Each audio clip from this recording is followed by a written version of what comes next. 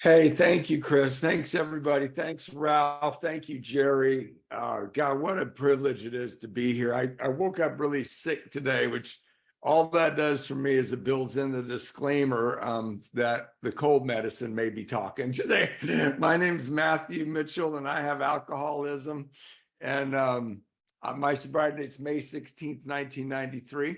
And I ordered this shirt, this pink shirt. I had it custom made. And when it arrived, my wife told me it was the wrong kind of pink. So I'm wearing it with confidence to see if you guys think it's all right today. That's giving me, I'm already being vulnerable. See that? And I love somebody saying, you sure killed the meditation. That's great, Chris. I don't know how to feel about that, but I'll try to revive it sometime during this talk. Man, I love Alcoholics Anonymous. I really, really love Alcoholics Anonymous. And I can honestly tell you, in May of 1993, I was a wreck. And that first year was very challenging. And I'll probably talk a little about that and the 30 years in between. But I love it more all the time. And I realize things all the time. And I've talked about this a little bit in the last year or so. But Jerry, and listening to you all respond to Jerry, I caught the last 15 minutes of his talk. And listening to you respond, it's, there's no way to avoid that this is a spiritual program, and it's built into the architecture, and one of the ways I've become more aware of that in my life is that we don't have any hierarchy. We don't care what you do for a living. We don't care what degree you have, what kind of car you drive. Our currency is our experience. And what I really got lit up with watching Jerry talk and listen to you respond is some of the most self-centered people on earth just got together and listened to Jerry and were moved by him, about him, because of him. And I just think that that's such a beautiful evolution for us. I didn't give a damn about you, and your story wasn't going to make me cry. It would only make me cry if you wouldn't lend me money or let me stay at your house. And now here I am, being moved by someone and loving people because that I just met. And the other thing that's evident of the spirituality of AA is if I have a son, right? My son's car got hit. It was the first time ever he wasn't responsible for the car being totaled. Somebody else did it for him. And he asked me for $5,000 to help him buy a car. And of course I gave it to him. But when I gave him $5,000, I had $5,000 less. Now in AA, if I give you my experience, somehow I walk away with more. And that's spiritual. That's just not material. And I love that about Alcoholics Anonymous. I love what I've gotten here. I love Ralph White. I love Ron, the White brothers, very supportive and kind. I got to hear them do a retreat that just blew my mind a few years ago for my home group. But anyway, I've been asked to speak about 10 and 11, and I'm very, very happy to do that. These steps have also grown fundamentally in my life over the years. And I'm going to spend a little bit of time on 10, and then there's two parts to 11. So, when COVID came, a lot of people reached out. Those who didn't isolate, a lot of people reached out and wanted to have a new experience with the steps. And some of these people I'd taken through the book a bunch of times or been on book studies with them for years or just sponsored them for decades. And we ended up, I spent a lot of time in the 12 and 12, and that kind of affected my evolution in the 10th step, because I told June G, and she laughed at me. Years ago, I went and I typed very carefully all the questions on the 10th step in the big book, and I typed them and I picked the font very carefully, and I left space to write in my nightly inventory, and I went down to Kinko's and I bound a bunch of them, and I got a really nice cover for it. And every day I had a blank sheet and I put it next to my bed, and I'd never opened that book one time. One time. I put a lot of effort into making it. And then I remember it was about 7 months later when I spilled coffee on it. I'm like, what is this thing? Like, oh yeah, that's my righteous 10th step. I'm going to do it right. And but over time, and also just to be quite honest, my wife has some special needs because of a disability, and we've been dealing with this for a long time. And it wasn't until COVID happened and I had to be alone with myself in my office every day. I couldn't go to work or travel like I normally do. And she was with me every day. I used to kind of secretly think, God, my wife's so lucky to have me. I'm such a good husband. I put up with so much. And then I lived with just me in a room for 2 years and thought, I think I'm the lucky one. I think she puts up with way more than I put up with. And that self-aware, I just couldn't get away from the awareness, right? I mean, it was in my face. And so when I was reading the 10th step in the 12 and 12, Bill, it's real simple. He said, write your debits, write your credits, right? And then it talks about in the 10th and 11th step and the 12 and 12, separately self-evaluation, 10, prayer and meditation are useful. Together, they're a foundation for living. So I'm reading that a bunch of times. I just started writing on a piece of paper next to my bed, debts. And I write the credits first. And sometimes I just look at my phone and go, I talked to 6 alcoholics today. I worked a 3rd step this afternoon. I did a good job for my work today. I work at home and no one's watching me, and I put in a good day's work. And then the debits, I would write whatever I felt that I fell short on. Maybe I was impatient with my wife, or maybe I didn't give my work a full day's work. And then I just wrote at the bottom a prayer about how to be better tomorrow. And I meditate every day, and I'll talk about that in a minute. And after I meditated, I would read the prayer I wrote the night before, and that's easy. I didn't have to spend $50 at Kinko's. I just had to read this little book that's been gathering dust on my shelf for years, and it's a really good formula. And the prayer might, like, if my debit that day is I didn't really give my work that supports my life and my children and my wife a full day's work, I might write a prayer that night like, God, please help me to bring all of my awareness, all of my education, all of my skills, and all of my concentration to the task at hand tomorrow, that I can give my employer their money's worth in me. Just simple. And then the next day, I do that. And one of the things I found, whatever form of the 10th step I started doing, is I'm kind of a one-trick pony. I have 2 or 3 things I do wrong the same every day. And that's one of the benefits, I think, from doing an actual written 10th step, is you start to see, wow, man, am I gonna actually do this again? Am I gonna respond with sarcasm when she's looking for attention again? Am I going to lie about something I did that I haven't done yet to my vice president of the company? Am I going to do those things again and put them on my thing again tonight and pray about them again? And it really did start to change me. I really did start to feel like, you can get better. Pablo Casals is one of the greatest cello players that ever lived. When he was 85 years old, he was being interviewed before a classical concert, and they said, how often do you practice? And he said, 4 hours a day. And they said, no, like, how often do you practice now? And he goes, 4 hours a day. And they said, you're one of the greatest cello players on earth. Why do you still practice 4 hours a day? And he said, well, I'm beginning to see some improvement.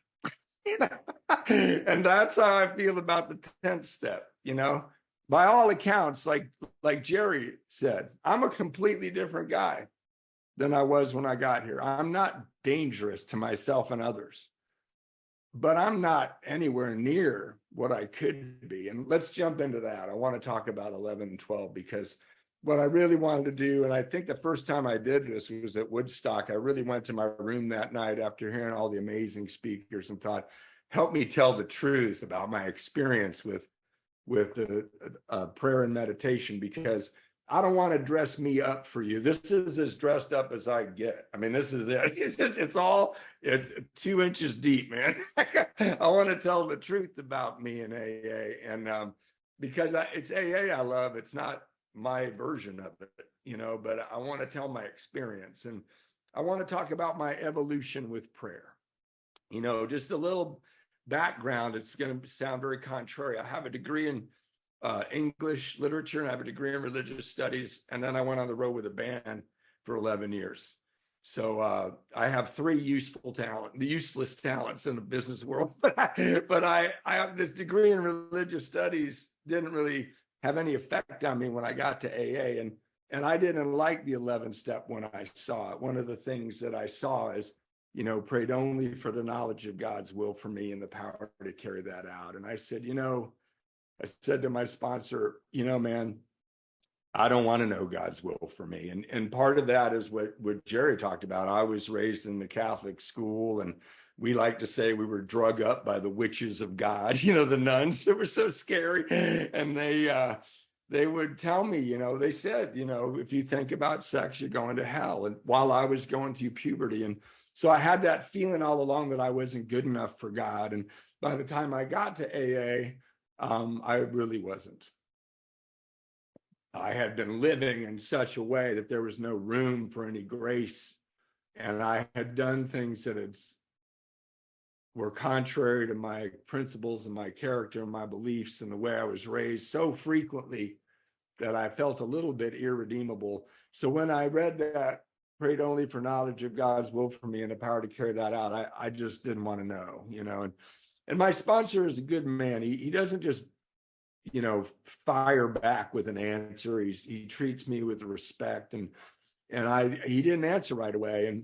And when he later on, I brought it up again. I go, really, I love these steps, tools for living, yada, yada, yada. But this 11th step, and he said, man, I think you're making it way too complicated. He said, I think, you're overthinking it like you tend to do, Matthew. He said, if Phoebe, your baby who was born the day you got sober, is toddling by and she smells bad, God wants you to change the baby. If a bill comes in the mail and it says pay this amount, God's probably saying pay that amount. And he said, I think if you just do the next indicated thing, you'll know you're doing God's will. And that changed for me. But I'll tell you, I've heard people in AA say just do the next right action, but that requires me to make a judgment call, and I'm not good at that. I had a guy come up to me once and say, what do you mean do the next indicated thing? What's the alternative? And I said, well, dude, my next grandiose plan, which never has anything to do with the next indicated thing. And always gets me in trouble. But when I was brand new, we all say this prayer, the serenity prayer. And I went to school. I read a lot, and I like to just cut to the chase. And I would hear the serenity prayer, which says, God, grant me the serenity to accept the things I cannot change, the courage to change the things I can, and the wisdom to know the difference. And I would hear, God, help me to put up with all this crap I don't like. That's how I translated it. I want the short version in my head. I get this prayer. Being new's hard. A lot of bad things are happening. All those warrants are still on the computer, it turns out, when I get pulled over for no tags. I'm still going to jail all the time. In fact, that prayer, which I didn't give much credence to, when I got my 90-day chip in Redondo Beach and the Hollywood Riviera meeting, I was so happy I got my 90-day chip. I had this car that some mystery person was putting sugar in the gas tank, and it smoked a lot, and terrible car. And I'm driving this car home from my 90-day chip, and it's coughing and bouncing. I'm trying home. That's glorified. I want to tell the truth. I was going to my parents' house. I was 31 years old. I was going to the back room at my parents' house in my crappy car that had sugar in its gas tank from one of my friends that I didn't know which one, and I get pulled over because there's all this smoke, and apparently I was speeding. I don't know. I was trying to get home with my 90-day chip, and the cop pulls me over, and I just look in the back in the rearview mirror, and I just start saying that prayer, God, grant me the serenity to help, to accept the things I can't change. And he comes walking up on me, and I'm trying to find insurance. I go, I don't have insurance. I'm trying to find the registration. I have it. It expired. And then he goes, do you have your license? And I did have my license. I always had my license. And I pulled my license out, and it had expired like 3 years ago, but I hadn't really needed to show it to anybody. So I handed this guy this pathetic, wadded up, whatever, representing myself to the state. And he looked at it all and he said, hold on just a second. And I said, officer, I'm 90 days sober in Alcoholics Anonymous. I just got my 90-day chip. And he kind of looked like, okay, because I'll be right back. And he went to his car and I don't know what he ran, my license, my plates. And he came back and he said, can you step out of the car, please? And I said, officer, I'm really trying my best, man. I got 90 days in Alcoholics Anonymous and my life has been a mess. And I'm turning it around. He goes, well, welcome to your past, Mr. Mitchell. Put your hands behind your back. And he arrested me. I couldn't believe it. I was showing him my 90-day chip, proof positive that I'm a good citizen. And he put me in jail. He takes me and I'm sitting in the back of the car, in the police car. I was on a high. I got a 90-day chip from my friends. And now I'm in the back of a police car, just like always. And I'm saying this prayer that seems like I'm bringing a noodle to a knife fight, man. I need help. And I'm saying this prayer. And, you know, I've been to so many AA meetings and I hear people say things that aren't really true, that we tend to exaggerate. And people say, you know, my worst day sober is better than my best day drinking. And I'm like, you know what's better drunk than sober? Jail. It's way better when you're drunk. You don't care about anything. You just, I'm one of you. Let's party. You know, like as the alcohol wears off and we all get the efforts right at the same time, about 4 a.m. You know, I'm sober. I got a 90-day chip they took away from me when I got there. And they put me in jail, and this was in the early 90s, and AIDS was a big deal. And I was laying in the bottom bunk saying this prayer all night, and the guy was punching the wall above my bunk, and his blood was splattering all over my face. And I didn't know how to say anything to him about that because I'm not the fighting kind, you know. I weigh, you know, 150 pounds soaking wet, and I didn't want to have any problems. But I said this prayer because I had nothing else and it didn't help me. And then when I got out of that jail cell, they hooked me up. I was there on a Friday. My parents were out of the country and I don't remember calling anybody, honestly. Then Monday morning, they're going to take me into the court, and I was in this holding cell with these two guys, two skinheads with orange jumpsuits on. I have my civilian AA newcomer, get your 90-day chip clothes on, and I'm attached to these guys. And one of them, we're sitting in this holding cell for like 45 minutes, and one of them unzips his jumpsuit, reaches into his underwear, pulls out crack in a little pen, and the other guy pulled out a lighter, and they're smoking crack in front of me. And I'm going, God, grant me the serenity, please, to accept all this BS you threw my way today. I'm losing my mind. And then, you know, when there's a challenge, there's always humility. And they open up the door to the courtroom and I walk in. Now, my brother 12-stepped me. He's 12 years sober. I'm 90 days sober. He's standing there with the mother of my daughter. He bursts out laughing and she bursts into tears as I'm walked into the jail with these two skinhead guys looking terrified. And anyway, he paid my bail and said, don't worry about the bail. You don't have to pay me back. Just paint my house. And I spent the first summer of my sobriety painting his house. And when I got all done, he was sitting on the front lawn of the lawn chair laughing at me. And I said, why are you laughing? He goes, your bail was $200 and I painted this whole house. So that's, you know, how you guys keep us sober, I guess. I don't know why he did that to me, but I want to be honest, you know, my feeling about prayer evolved through the time. I will say to you now, it's such a perfect prayer, really. It doesn't say, grant me the patience to put up with all this BS. It says, grant me spiritual centeredness, spiritual peace, serenity, to accept the things I can't change. I would even say to welcome life as it is. The courage to change the things I can, my response to this life as it is, and the wisdom to know the difference. And what I've learned over the years is if you really try to get serenity through meditation, which I'm about to talk about, and working with others and turning into the spiritual path over and over. You know, there's a great quote I love that I always feel like is reading my mail. It's from Ralph Waldo Emerson. He says, our faith comes in moments, our vice is habitual. And I have to continually turn back to the spiritual program, right? And if you do that, if I pursue serenity, then eventually I'm going to have to get some courage, because one of the things I found out through meditation was what neutral feels like.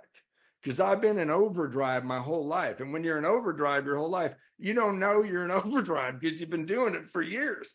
And then when you find out what neutral feels like, you're like, oh, there are other gears available to me, right? But then when you get a little serenity, you start to see that the things blocking you from the life you'd like, meaning the interior peace, is you or me. So I have to have the courage to start changing the ways I respond to the world. So if I'm really working towards serenity, paying my dues to have what I say I want, and I'm confronted with my life as it is, my selfishness, my lusts and my fears and my worries and my arrogance, honestly, is one that I don't like about me very much, then I'm going to build the courage to try to change little by little, inch by inch, to be better. Then wisdom is the natural byproduct. And that brings me right back to the beginning of this talk. That's why our experience is our currency. Because my life and what I've gone through and the way these steps have applied to it is not your life.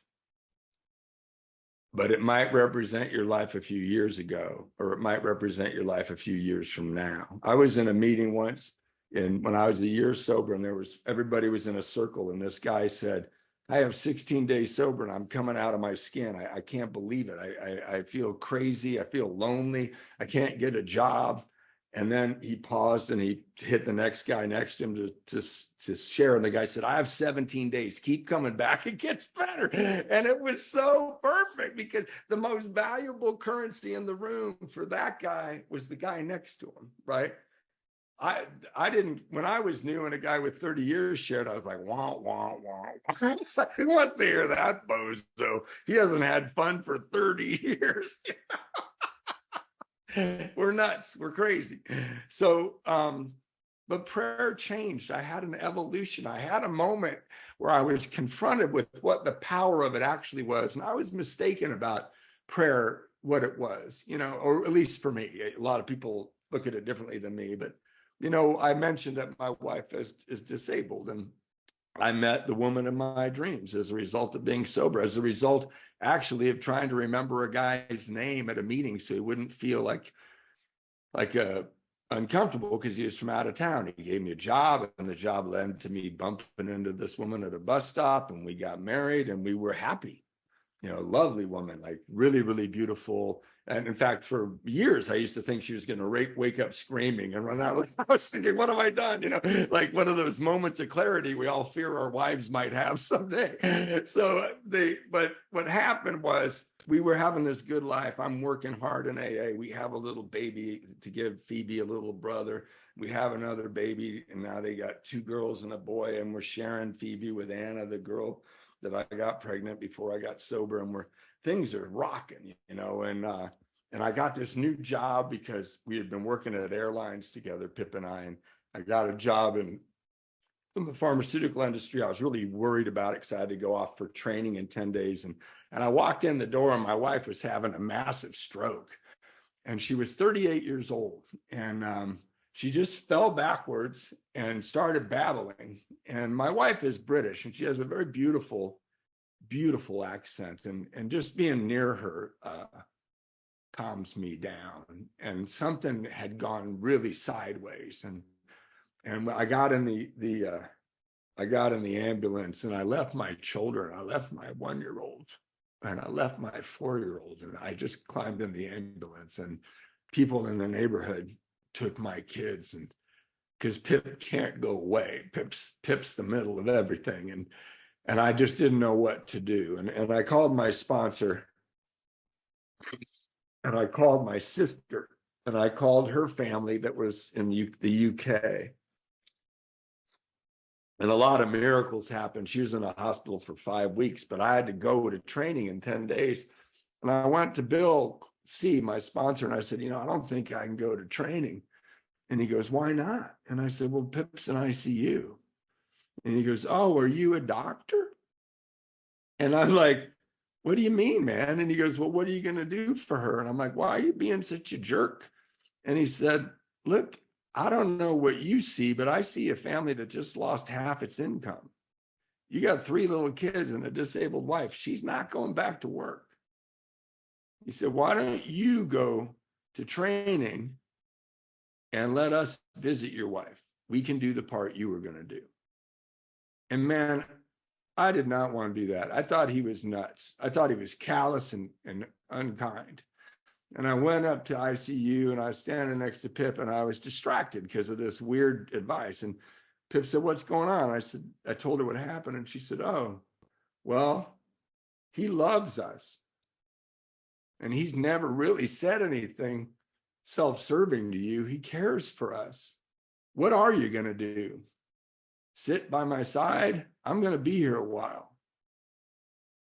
And I can't believe it, but I flew to Chicago. And I would love to tell you this tale of woe, that I was so lonely in training and I tried to pay attention, but I couldn't pay attention. I was learning about the cardiovascular system. But that would be a lie, because what happened is I would run up away from the classes and I'd check the messages on my phone, and it'd be 5 of you guys. Hey, we visited your wife today. Hey, we put up your Christmas tree today. I hope that's okay. Hey, we mowed your lawn. You looks like you live in the jungle. Well, dude, what's wrong with your lawnmower? Like, these people just taking care of me. And how could I drink? The love of my life might die. Her brain is expanding and her skull is young, so it will not make room for that. While I'm in Chicago trying to learn science, I have a degree in English and a degree in religious studies. And I worked my ass off. I got straight A's because you guys said, go, you showed me, show up, do it. You were showing up for my wife. My wife had 75 men visit her while I was in Chicago. One of the guys said, are you a famous madam?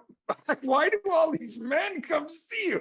And it's because I go to men's stag meetings, because newcomer girls weren't safe around me when I was new, and my sponsor sent me to men's stag meetings. And I just did that for 30 years. But I did do, this is about prayer, and I want to talk about that. I snuck home for one weekend. I was supposed to be in training for 4 weeks. Pip was in for 5 weeks. We didn't know how long. We didn't know she was coming out. And I went there. It was right near the airport. So I ran over to the airport. I didn't have any luggage. A friend of mine from the airlines left a ticket. And I flew into John Wayne Airport down there near UC Irvine, where she was. And I got there about 10 o'clock at night, and I'm really getting excited in the cab because everybody said, your wife's doing so much better. She looks great. Don't worry. We're bringing her food from outside, and everybody loved her. My wife is very funny and very, just makes people feel comfortable. And I walk into the room and it's late. It's like 10:30, and I see her and she's bad. It's not good. She can't move. And her face is all distorted, and she's been laying there for weeks. And she was really happy to see me. And I was really afraid to show in my face how afraid I was. I didn't know what to do. So I just crawled into bed next to her, and I just laid down and looked at the ceiling, and we talked. I couldn't look at her because she was very, very badly injured. And I was afraid. And I was afraid of the job. I was afraid I was in over my head. And now I'm looking at my partner, and we got these little kids. And the nurse came in, and I said, I'm not leaving.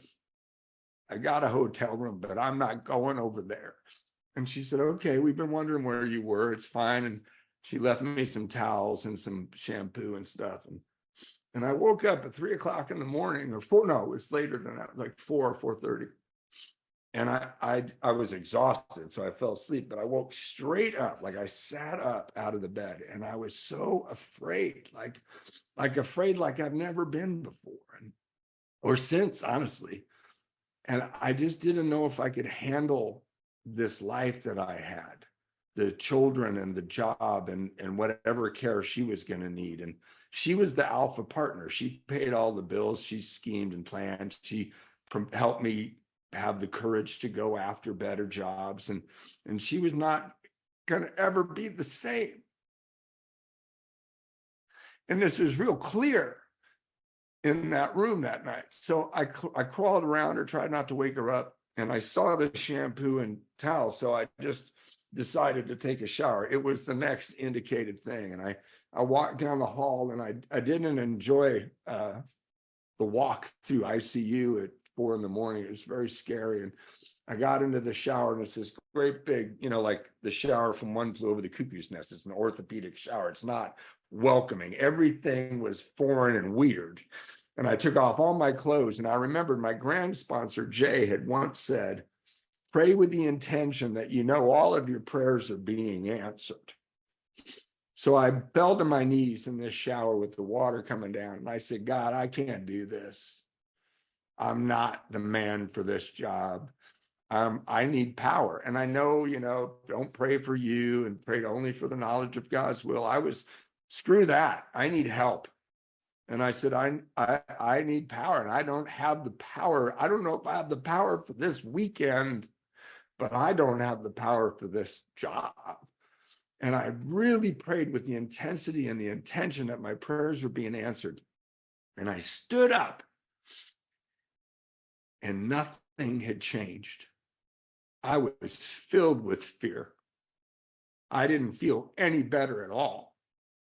And I finished the shower, and I put my clothes on very slowly because I'm postponing going back to that room. And I didn't feel better. And I was afraid I was going to have a nervous breakdown, honestly. I could taste metal in the back of my tongue. I was so terrified. And I got into the room, and I didn't really look at her right away. So I sat in this leather chair and put my arms on the thing, and the chair was facing out towards the hall.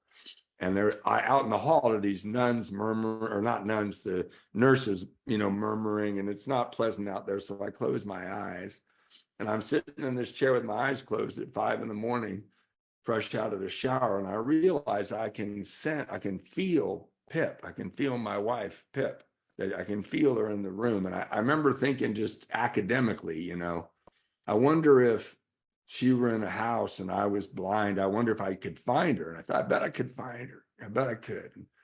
Because I could just feel her presence, So then I stood up, and I wasn't ready to look at her. And I put my arms on the side of her. They have these railings, these high railings, so she wouldn't fall out of bed because she's paralyzed on one side of her body completely. And she still is. And I looked out the window over her. And it was very dark. It was like these black splotches and this very dark blue. And then I noticed that something was moving out there, and it kind of caught my attention. I'm leaning over her, and I'm looking, and I realized that his little birds are like flitting around in these trees. And I just felt like, God, the world is beautiful. But of itself, it is beautiful. And I happened to accidentally look down at my wife's face, and she's Welsh, and she has this pale skin, and she looks like Audrey Hepburn. She's a knockout. And I look down at her, and she's glowing, and she's asleep. Her eyes are closed, and she's in perfect peace. And I thought, Jesus, I love this woman so much. And there was no fear.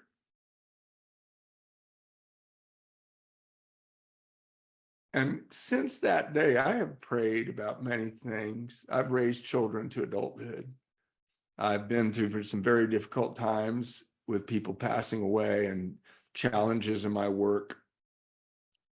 And prayer has never changed my circumstances. Prayer has almost always altered my perception of my circumstances. So I was able to do what was in front of me. And I feel like God went, dude, look, the world's beautiful and you're in love. You're like way ahead of the game. God said, whack, get in the present moment. We're not sending the kids to college. They're 1 and 4 and 7. All you got to do is sit with your wife today. That's your freaking job. In fact, when I called my sponsor in the middle of the night when Pip had her stroke, he made me call my grand sponsor. And I said, why am I calling you? And he said, because my wife has had 5 strokes. I want you to talk to my wife. He woke up his wife. I barely knew Adele then. And she talked to me about what my wife was feeling. Then Jay took the phone back and he said, son, you've always wanted to be the world's greatest lover. Now's your chance. I didn't need to solve all our problems. I'm not the cook at the banquet. I've been invited to the banquet.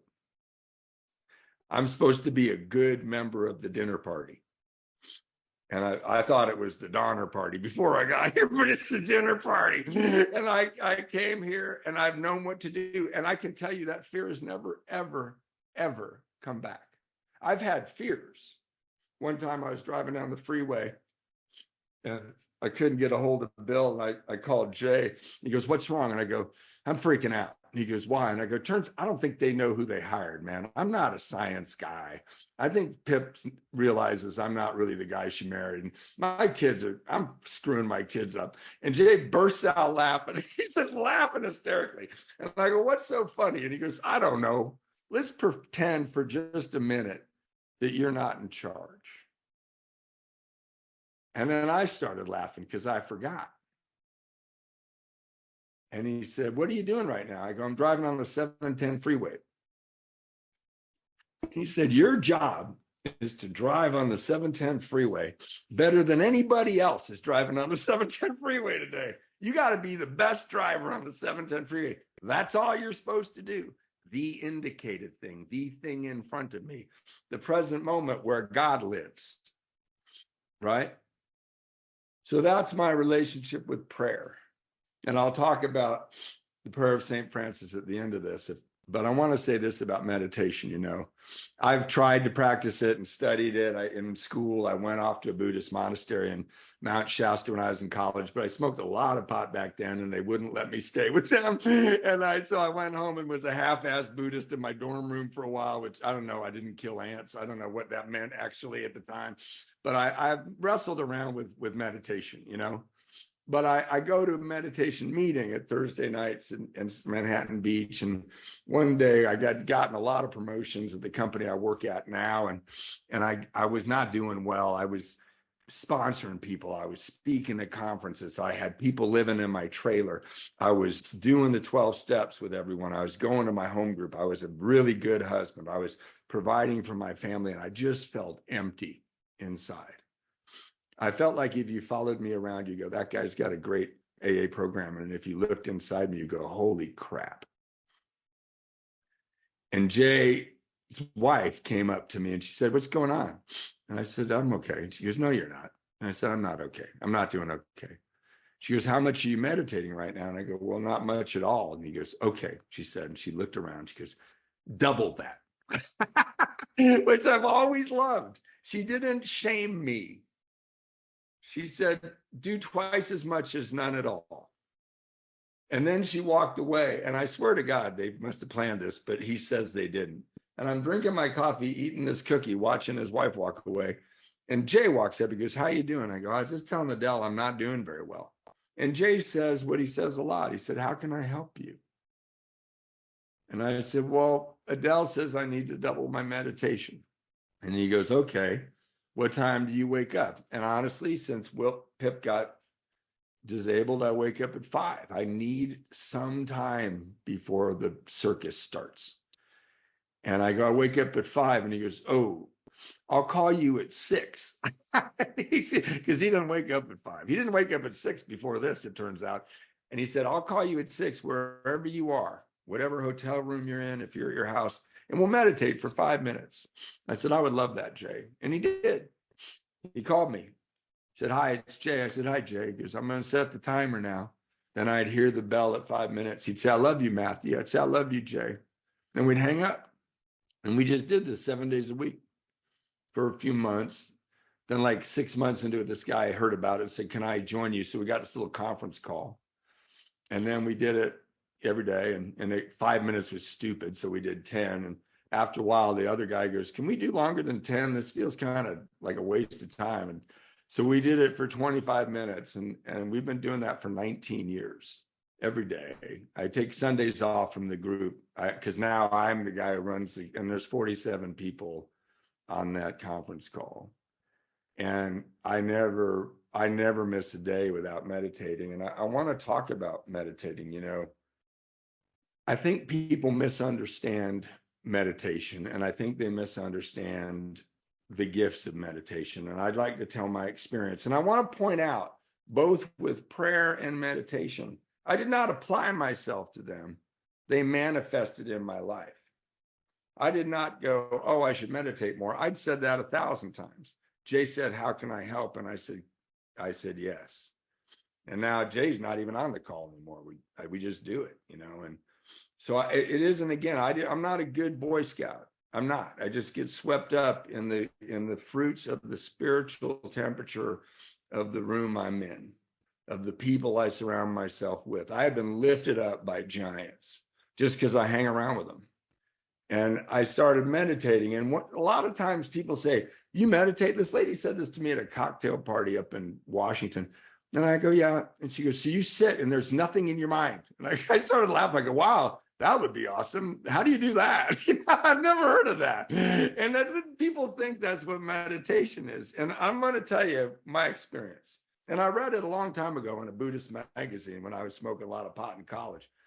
This Buddhist teacher said, Westerners think meditation is when they achieve the stillness for the fleeting seconds, or they are on the mantra for the fleeting minute, or they're on their breath for however long and they've achieved it. That is not meditation. Meditation is being distracted and quietly and calmly coming back to the center, being distracted by this brain, this confusion machine, this egoic scanner of the horizon for conflicts, right? That's going to happen. And then I'm going to come back to the center. And that's exercising that muscle is what meditation is. I get carried away. I mean, I was in New Zealand meditating like 3 months ago, and the girl who wouldn't go to the dance with me in 8th grade came into my head in living color, Carla Rojo. And I was like, about to go, I'm going back to that resentment. She humiliated me. I married a much better person than you, Carla Rojo. Or he was like 14. Like, I'm sure she's a fine human, not as good as my wife, but I'm sure she's a good person. But that's the kind of, like, we can't stop the things that come into our heads. But the best, I read this spiritual teacher, Nisargadatta, and they asked him about meditation. He goes, you make such a big deal out of it. When you walk through a crowd, do you walk towards the people and bump into everybody, or do you walk towards the space? Meditation is just moving towards the space instead of the obstacle.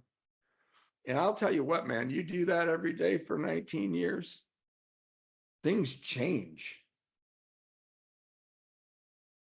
And what changed for me was I cultivated a place in me that's safe. And that's home.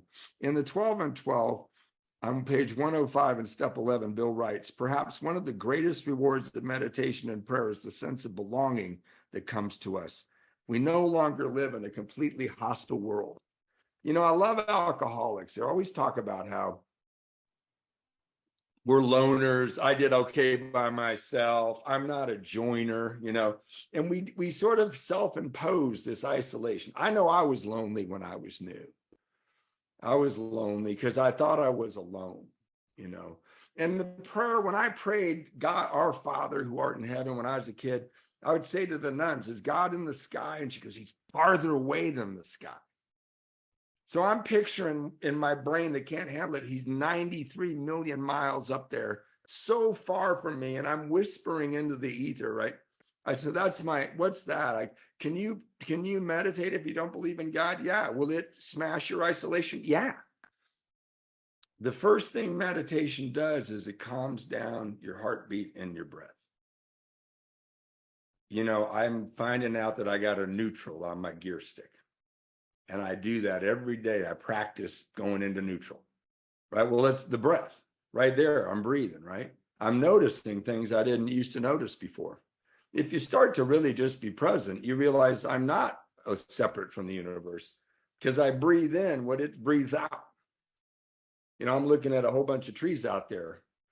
They're doing this thing that they get involved with the sun and water and my carbon dioxide, and they take that in photosynthesis and they expel oxygen. So I'm part of the universe. It's whether I like it or not, I'm not a loner. I can't be, it's impossible, right? So I'm breathing in this air and it's breathing in my air. I'm not only connected, I'm an integral part, right? And that sun is 93 million miles away. And it's landing on my skin. I walked out this morning with my wife. We went down for a little sushi and we went outside and it was cool outside until we got out of the porch. And then that sun hit my skin and it warmed me up from 93 million miles away.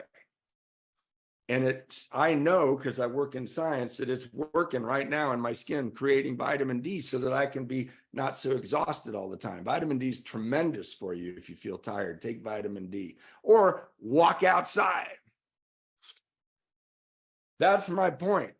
Once you start doing this, you start seeing, I'm connected, right?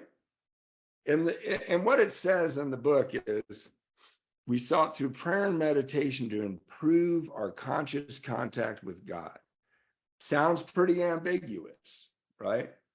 But I can tell you, I love this line from a spiritual teacher, Paula Darcy. And Paula Darcy says, God shows up disguised as our everyday life.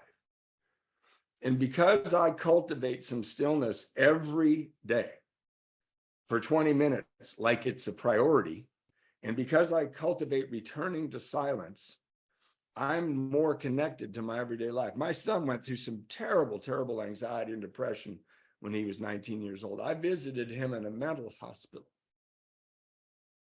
And when I got in the car, my old Catholic schoolboy self wants to turn on the, you blew it. You're a bad dad. You shouldn't have gone to all those things away from home. But I've been practicing visiting my own stillness, my own presence. And I didn't do that. I drove 2.5 hours to that mental hospital and I got an hour with him. And I didn't come in hot. I didn't come in with advice. I didn't come in with fear in my face. I sat next to him and I put my hand on his knee and said, how you doing, buddy? In the first 2 days, he cried on my shoulder and I didn't say anything. And then the next couple of days after that, he started getting animated and telling me why he was in there and what he wanted out of it. And then 3 days after that, he said, Dad, get me out of here. And I busted him out. I threatened those bastards with lawyers because they wanted some more of my insurance money and they weren't doing anything for that boy. And I was there with him. I did not show up for my life. And it says in this book, the other day I couldn't believe it. Jay was at the Monday Night Men's Stag. He goes, this is a group that works the steps and we meditate. It's a step. We don't do it also is one of the steps. It's not extra credit, as we used to say. And all I can say is what Howard P. used to say. Don't deprive yourself of the gift of meditation. I've got all these guys I've sponsored for a long time, and they go, God, it seems like you're just trying to get me to meditate. I go, I just want you to taste the fruits of your labor, man. It's sweet. You should come to this banquet. You've been sitting at the dessert table, stuffing your face and asking me why you're sick all the time. I'm watching you do it. If you do this, you'll start going, oh, there's all this savory stuff. There's some bitter stuff. Come to the banquet, man. It's kind of like when you first get sober, one of the first gifts of sobriety is you can taste food. Remember? Because you're not smoking 18 cigarettes at the same time and drinking gin. It's like, oh, food actually has flavor again, right? Well, that's what this step did for me. I can taste this. My wife's trying to sleep in the other room. When I get done doing this, I know exactly what she's going to say. Man, you're loud. That's what she says every time I get done doing a Zoom call. That's it. That's just her line after we get done with this. And I'm going to laugh my ass off because I love that woman. For 21 years, she's been paralyzed on one side of her body. But if you met her, she'd disarm you with her charm. She's a little prickly, which people find interesting. She's fun. what Alcoholics Anonymous has done for me is my happiness does not depend on my circumstances. I don't care who won the Super Bowl. My happiness depends on how present I am for God who's showing up as my everyday life. And I'm going to finish with this, that prayer, make me a channel of your peace. It's in the 11th step. It's called the St. Francis prayer. By the way, I don't want to upset anyone, but St. Francis never heard that prayer, doesn't know anything about that prayer. The first time that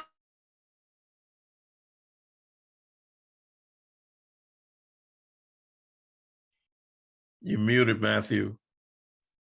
where did you lose me? Back when my wife was in the hospital, or No, St. Francis never heard that prayer. St. Francis never heard that prayer. He never met that prayer. It was on the back of a picture of him that was distributed in Europe during World War I from people who wanted that war to stop.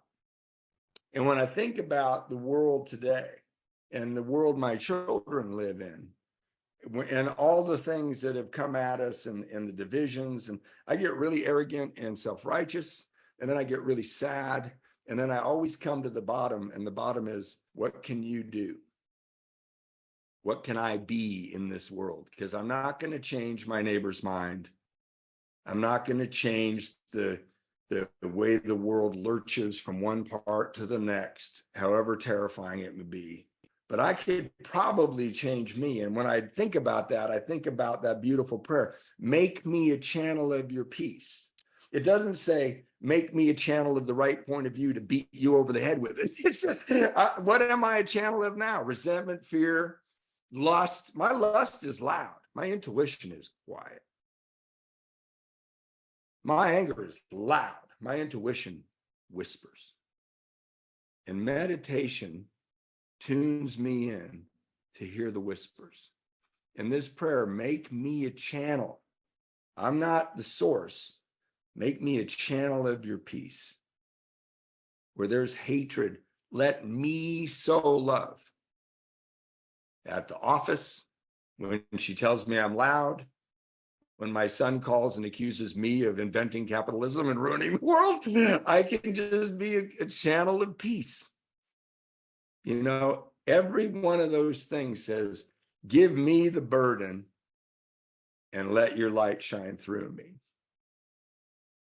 And if I live like that, if I really live like that, my life is light. I asked a woman the other day who asked me to sponsor her. I said, what's your spiritual condition? And she listed off activities. Well, I go to 5 meetings and I'm sponsoring 4 people and I do this prayer in the morning. I go, no, what's your spiritual condition? And she goes, what do you mean? I go, is your life light or is your life heavy? And she said, oh, I'm thinking about getting divorced. And I go, okay, well, that might have been, we should have led with that. Right? Let's talk about your spiritual condition, because you could probably walk through that and not sell yourself out, and not go against your principles and throw away your character if your spiritual condition is good. And man, I'm the last guy on earth that would have had this conversation with you 30 years ago or 25 years ago. But I came here and I stayed, and I've been lifted up by the people around me. I've been taught lessons that I cannot forget, and they've made my life beautiful, and I'm connected to it, and I love it. Thanks for letting me share.